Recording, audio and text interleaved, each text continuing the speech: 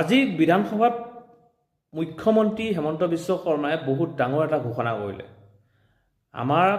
আমাৰ হিয়াৰ আমঠি জুবিন গাৰ্গৰ মৃত্যুৰ তদন্ত চাৰ্জশ্বিটৰ কাৰণে অপেক্ষা কৰা কোনো প্ৰয়োজনেই নাই আমাৰ এতিয়া। কাৰণ কিয় মুখ্যমন্ত্ৰীয়ে বিধানসভাখনত কৈ গৈছে যে জুবিন গাৰ্গক হত্যা কৰা হৈছে, এইটো সত্য প্ৰমাণিত হৈছে। এজনে মাৰিছে, বাকীকেইজনে সহযোগ কৰিছে বুলি CM ছাৰে আমাৰ প্ৰকাশ কৰিছে। গতিকে এইটো কিমান ডাঙৰ এটা ঘটনা হৈছে।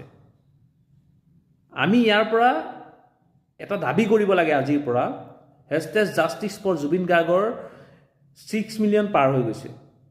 কিন্তু আমি এতিয়া এটাই দাবী কৰিব লাগে যে এই নৰপিশাচকেইটাক, এই কুকুৰকেইটাক আমি ফাঁচীৰ দাবী কৰিব লাগে। এতিয়া ফাঁচীৰ দাবী আমি জনাব লাগে। গতিকে সকলো অসমবাসী ৰাইজে সেই নৰপিশাচী কুকুৰকেইটাক ফাঁচীৰ দাবী জনোৱাৰ এটা জোৱাৰ উঠাব লাগে। এতিয়া ছ'চিয়েল মিডিয়াত সকলোৱে লিখক তেখেতলোকক ফাঁচী দিয়ক বুলি। তো গতিকে এই নৰপিশাচকেইটাক আমি সাৰি যাব দিব নোৱাৰোঁ।